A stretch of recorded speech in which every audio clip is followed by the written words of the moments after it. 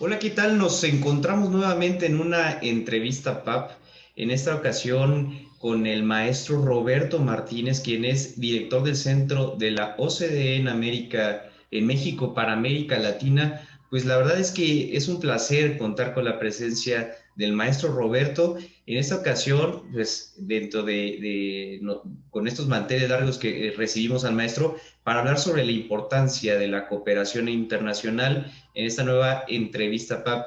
Muy agradecido con la oportunidad, maestro Roberto. Al contrario, estimado Gonzalo, también yo agradezco esta oportunidad de hacer más visible el trabajo de la OCDE, por supuesto. Muchas gracias. Pues me gustaría iniciar preguntándote cuáles son los principios clave en los que se sustenta la cooperación internacional. Sabemos que la cooperación internacional es un tema en el que influye diversos factores, pero me gustaría entenderlo, digamos que nos pudiese explicar desde el punto de vista conceptual sobre los principios clave en los que se sustenta este tema. Bueno, ese es por supuesto el ADN, el alma del trabajo que realizamos. Naturalmente no somos los únicos, la OCDE es una de varias instancias de cooperación multilateral, que yo creo que ese es el acento también importante a subrayar, la cooperación multilateral de varias partes, en este caso intergubernamental también, ¿no? Y por supuesto, la actual era del auge de la cooperación multilateral.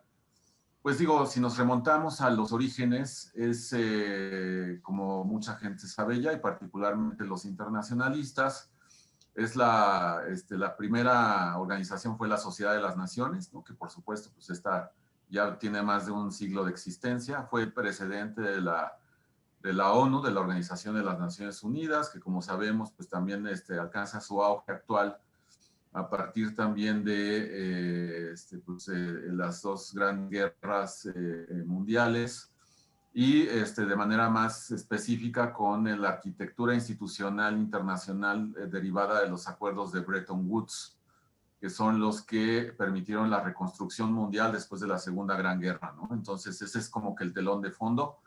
Y de manera sincrónica, nuestra organización, la Organización para la Cooperación y el Desarrollo Económico, la OCDE, surge de manera puntual en paralelo a la ONU a partir de un instrumento clave para la reconstrucción primero de Europa después de la Segunda Gran Guerra y fue, como varios sabemos, el plan Marshall que impulsó este político de gran visión estadounidense, George Marshall, que permite pues eso, que fluya la cooperación de manera particular la de Estados Unidos hacia las economías de sus aliados europeos para la reconstrucción de Europa y para el fortalecimiento naturalmente de la economía mundial en su conjunto. Y entonces en una etapa posterior, hace exactamente 60 años y 2 meses, el plan Marshall, que se implementaba ya de manera muy exitosa para poner de vuelta en sus dos pies al continente europeo, pues le da paso a la fundación de la OCDE. Entonces, por eso, desde diciembre pasado, hace 2 meses, bueno, y seguimos estando de manteles largos por el 60 aniversario de la OCDE.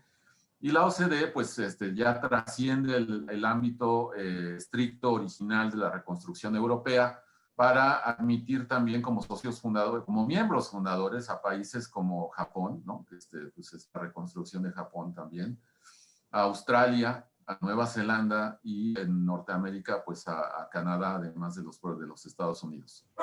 Y la esencia de este marco institucional de multilateralismo es, como ya mencioné, la reconstrucción después de un gran cataclismo económico global, pero también la transferencia, y eso ahí sí ya me meto a la personalidad de la OCDE, cuya misión es la transferencia entre sus países miembros y países aliados, aunque no sean miembros, de mejores prácticas en política pública para la mejora de la calidad de vida de la gente, ¿no? Poniendo a la gente al centro y también en un plano paralelo, no solo la gente al centro, pero al final ese es el verdadero fondo de todo, pues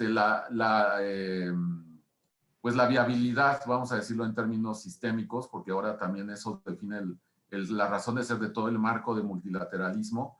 La resiliencia es el término de moda, la resiliencia, pero yo antes del término de moda decimos la sustentabilidad planetaria, ¿no? Entonces no puede haber bienestar para la población si no hay las condiciones en el entorno de resiliencia y de sustentabilidad planetaria. Entonces, dicho grosso modo, esa es la esencia del multilateralismo, de la cooperación multilateral, y en el caso de la OCDE, pues traducida a la transferencia de prácticas, de mejores prácticas de política pública para pues la mejora en la calidad de vida de la gente. Excelente, Roberto. Retomo algunos conceptos que me parecen importantes señalar. Primero, por ejemplo, esta relevancia a partir de retomar el papel de la cooperación internacional luego de crisis, de momentos de crisis o de etapas complicadas en la historia de la humanidad. Aquí me gustaría, por ejemplo, sin querer meternos de lleno en el tema, en el contexto de la pandemia, pero es inevitable hablar de pues esta crisis que enfrenta la humanidad y que sigue enfrentando. Y ha identificado, aquí yo quisiera retomar, por ejemplo, algún elemento de Yuval Noah Harari, que señaló hace un par de meses, que la dificultad que estaba presentando la humanidad con respecto a la cooperación internacional y a digamos, ciertas resistencias para encontrar soluciones al problema desde en este caso, ahora ya de la vacuna, ejemplo, de elementos como la vacuna, pero no solo eso, sino la reconstrucción económica y todo eso. Y él hablaba de la necesidad de abordar la cooperación internacional, de retomar los lazos y las soluciones en conjunto entre países. Y aquí me gustaría entonces preguntarte, por ejemplo, en un contexto como el que enfrentamos hoy, ¿por qué es necesaria la cooperación internacional?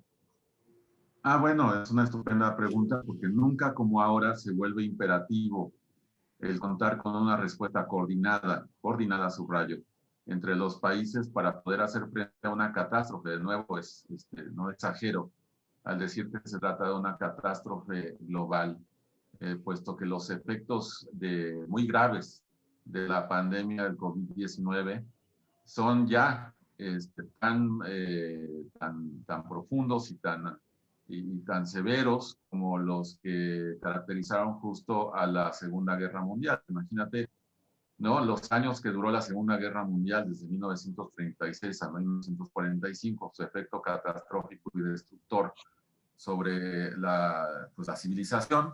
Y entonces lo que tenemos ahora no es una crisis civilizatoria necesariamente, como lo fue en el amplio sentido de la Segunda Guerra Mundial, pero tenemos una crisis global, sistémica, en donde lo que se avanzó en términos de desarrollo económico y particularmente social, más evidentemente el empleo, durante la última década, de los últimos 11 años y aquí, o sea, entonces todo lo que se logró avanzar, que no fue tampoco demasiado, porque como sabemos, hace 11 años hubo una profundísima crisis financiera, que tuvo efectos también muy graves, aumentó la desigualdad de manera escandalosa en los países hasta los más avanzados. Y entonces, después de que se había avanzado modestamente en restablecer la senda del crecimiento a nivel mundial, entonces nos llega esta catástrofe de la pandemia del COVID-19 y entonces en un trimestre, esto es algo muy dramático, en el lapso de un trimestre se perdieron los avances en materia de empleo de los últimos 11 o 12 años. Entonces, algo muy impresionante. La velocidad con la que el confinamiento, que no había opción, realmente, pues, la respuesta primaria a la primera avanzada de la pandemia, pues tenía que ser el confinamiento relativo de las personas y el cierre o el freno abrupto de la actividad comercial. Y esto tuvo un efecto como si nos hubiera pegado, nos hubiera caído el meteorito que acabó con los dinosaurios, ¿no? Que prácticamente, porque así de rápido fue el choque que recibió la economía mundial. Y entonces, nunca como ahora, es decir, ni un solo país por sí solo será incapaz de llevar adelante el esfuerzo de reconstrucción que implica hacer frente a los efectos de la pandemia, pues porque es monumental, ¿no? Es la catástrofe. Y de ahí entonces, por ejemplo, en el caso de las vacunas, que es la etapa álgida que estamos viviendo ahora, que afortunadamente como nunca en la historia de la humanidad se había logrado tener una vacuna en tiempo récord, o sea, varias vacunas, pero al final se trata de un mérito científico muy obvio. Eh, el mecanismo para que las vacunas lleguen a toda la población a nivel mundial, pues es complejo y naturalmente exige y demanda una coordinación muy cuidadosa a nivel multilateral.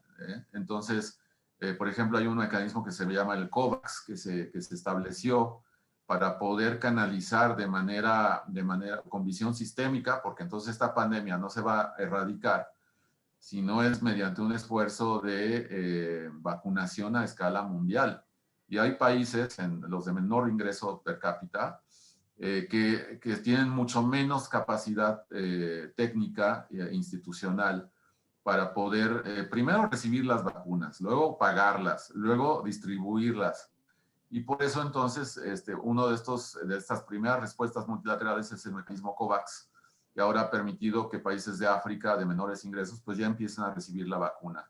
Mientras que sabemos que hay otros países de los más avanzados, por ejemplo Canadá, que tiene ¿cómo se llamaría? Un sobreabastecimiento de vacunas, puesto que las adquirió en exceso, no necesita tantas. Entonces, el multilateralismo de nuevo sirve para poder establecer equilibrios que son urgentes y que no pueden lograrse bajo un esquema de acción individual por parte de los países.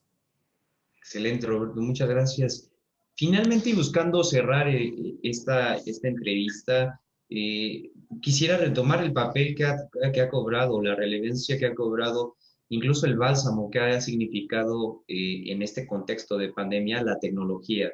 Si bien es cierto que ya teníamos un avance que hoy sería impensable para la humanidad, ¿qué sería sin la tecnología? Cómo pudimos, por ejemplo, desarrollar en este momento, por ejemplo, estamos de manera, ni siquiera de manera presencial y podemos realizar este tipo de actividades. Continuó, por ejemplo, con un plan emergente, pero sectores como el educativo, a distintas aplicaciones de, por ejemplo, de salud, de crecimiento económico, en fin, una serie de factores que fueron beneficiados por la tecnología. Y entonces aquí, digamos que en el desarrollo de una nueva cooperación internacional a partir de la pospandemia, de cuando, digamos, del evento posterior a este evento histórico, pues ¿qué papel juegan las tecnologías de la información y la comunicación? Bueno, el papel es fundamental, naturalmente, y de hecho la OCDE sirva como ilustración de su ámbito de trabajo estratégico para ayudar a los países a hacer frente a catástrofes globales. En su reciente publicación sobre el panorama económico de América Latina, que tiene algunos pocos meses de haber sido publicado, subraya la palanca poderosa que constituyen las tecnologías de información para que nuestra región de América Latina pueda remontar de manera más exitosa el cometido de poder reactivar y reconstruir la economía. Es decir, después de tener una crisis tan severa como la actual, toda crisis puede volverse una muy buena oportunidad, ¿no? Para que en este caso las economías latinoamericanas, y México no es la excepción, puedan aprovechar el enorme bache que tuvimos, en el que nos caímos todos, para poder salir del bache, pero vamos a decirlo de manera, aprovechando la coyuntura, con anticuerpos para las carencias y falencias estructurales que había antes de la pandemia. ¿A cuáles me refiero? Principalmente al tamaño muy grande que en México alcanza más del 50% del sector informal. Entonces, el sector informal, pues es algo que es una debilidad estructural, porque además emplea el sector informal a muy buena parte de la juventud, del bono demográfico, que ya nos lo estamos acabando, porque ya no estamos haciendo maduros y viejos la mayoría. Ya no somos más jóvenes cada año a nivel de sociedad del país y de toda la región de América Latina. Y entonces ese tamaño del sector informal tiene que ser menor cada vez para poder entonces dar paso a la actividad económica formal, la cual debería de caracterizarse por el uso más intensivo de tecnología.